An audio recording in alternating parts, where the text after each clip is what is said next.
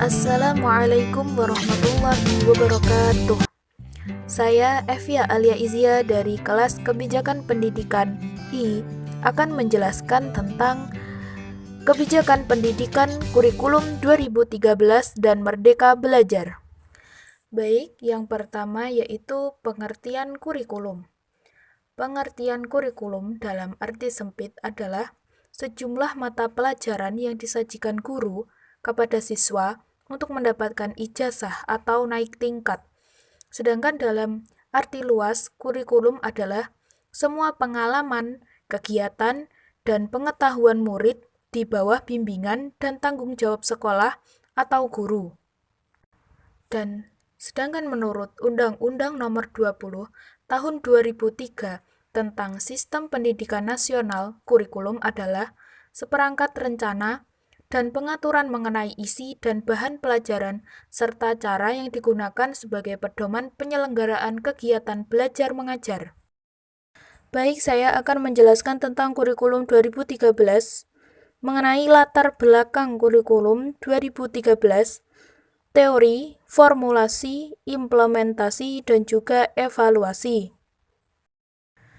Baik, selanjutnya yaitu kurikulum 2013.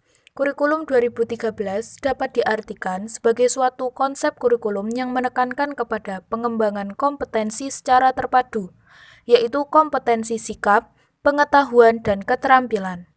Kurikulum 2013 disebut juga kurikulum berbasis kompetensi dan karakter, yang merupakan penyempurnaan dari KTSP atau kurikulum tingkat satuan pendidikan, yang melatar belakangi lahirnya kurikulum berbasis karakter 2013 yaitu bermula ketika sarasehan yang diadakan oleh mantan Kementerian Pendidikan Nasional pada tanggal 14 Januari 2010 dengan tema Sarasehan Nasional Pengembangan Pendidikan Budaya Bangsa di Hotel Budi Karya Jakarta, yang dihadiri oleh tokoh masyarakat, budayawan, rohaniawan, akademisi, birokrat, praktisi, dan pihak-pihak lain yang hadir dalam acara tersebut. Pada akhir sarasehan disepakati komitmen pendidikan budaya dan karakter bangsa harus dikembangkan secara komprehensif sebagai proses pembudayaan. Sejalan dengan hal tersebut, maka disusunlah kurikulum 2013 yang merupakan penyempurnaan kurikulum sebelumnya, yaitu KTSP. Kemudian yang selanjutnya yaitu teori.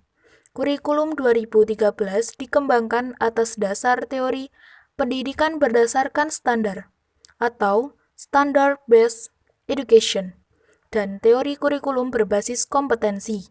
Pendidikan berdasarkan standar adalah pendidikan yang menekankan standar nasional sebagai kualitas minimal warga negara yang dirinci menjadi standar isi, standar proses, standar kompetensi lulusan, standar pendidikan, dan tenaga kependidikan.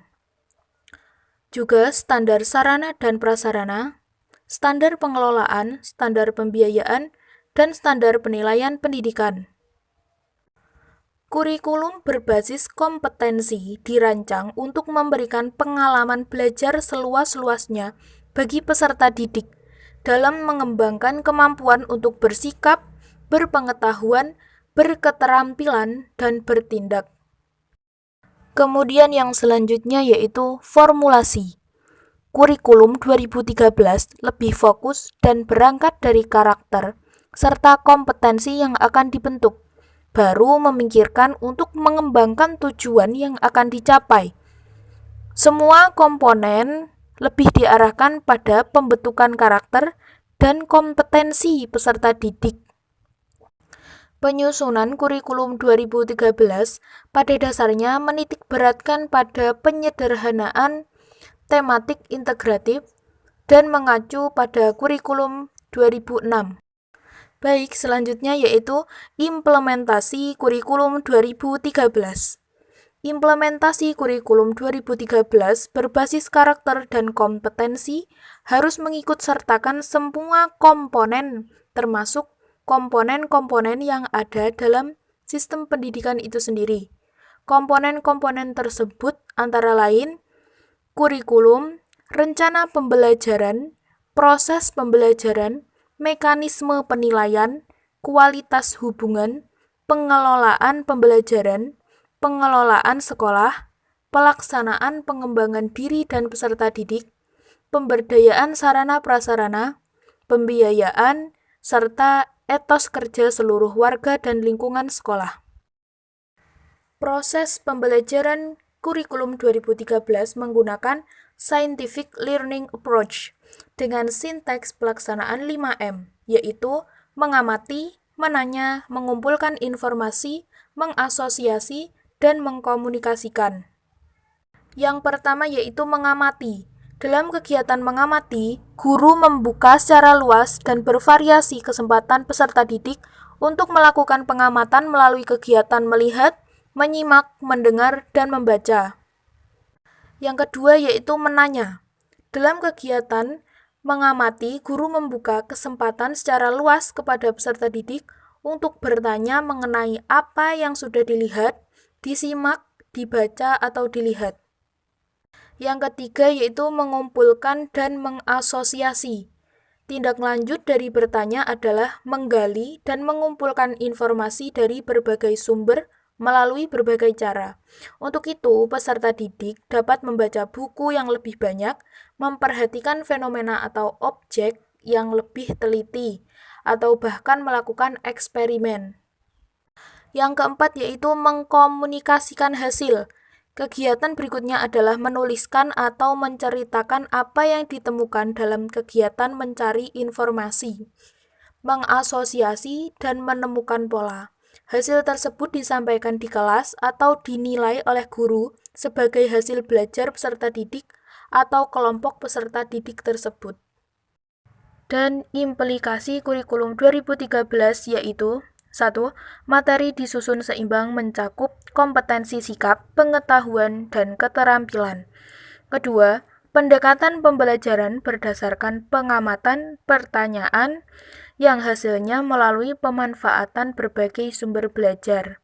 Yang ketiga, penilaian otentik pada aspek kompetensi sikap, pengetahuan, dan keterampilan berdasarkan portofolio. Kemudian yang selanjutnya yaitu evaluasi. Dalam implementasi kurikulum 2013, guru harus memahami bahwa setiap mata pelajaran mendukung semua kompetensi, dan semua mata pelajaran diajarkan dengan pendekatan yang sama melalui mengamati, menanya, mencoba, mengolah, menyajikan, menyimpulkan, dan mencipta. Kemudian yang selanjutnya yaitu tuntutan guru sebagai tenaga pendidik untuk memiliki kompetensi khusus, sebagaimana diuraikan mengharuskan guru memperkaya kompetensi yang mereka miliki. Kemudian yang selanjutnya yaitu efektivitas metode atau pendekatan pembelajaran yang diterapkan guru dapat dilihat dari seberapa efektif penerapan metode tersebut. Kemudian, besarnya motivasi guru dalam implementasi kurikulum 2013. Kemudian yang selanjutnya yaitu Merdeka Belajar. Di sini saya akan menjelaskan tentang latar belakang Merdeka Belajar, teori, formulasi, implementasi, dan juga evaluasi. Yang pertama yaitu latar belakang Merdeka Belajar. Menteri Pendidikan dan Kebudayaan Nadiem Makarim saat berpidato pada acara Hari Guru Nasional tahun 2019 mencetuskan konsep pendidikan merdeka belajar. Konsep ini merupakan respon terhadap kebutuhan sistem pendidikan pada era revolusi industri 4.0. Nadiem Makarim menyebutkan merdeka belajar merupakan kemerdekaan berpikir. Kemudian yang selanjutnya yaitu teori. Ada beberapa teori tentang merdeka belajar, di antaranya yaitu teori belajar andragogi, teori belajar humanistik, teori belajar konstruktivistik, dan pandangan Ki Hajar Dewantara tentang kemerdekaan belajar. Mengenai teori dalam merdeka belajar, di antaranya yaitu teori belajar andragogi. Teori andragogi adalah suatu model proses pembelajaran peserta didik yang tergolong atas orang dewasa. Andragogi disebut juga sebagai teknologi pelibatan orang dewasa dalam pembelajaran. Yang kedua yaitu teori belajar humanistik. Teori humanistik merupakan konsep belajar yang lebih melihat pada sisi perkembangan kepribadian manusia, berfokus pada potensi manusia untuk mencari dan menemukan kemampuan yang mereka punya, dan mengembangkan kemampuan tersebut.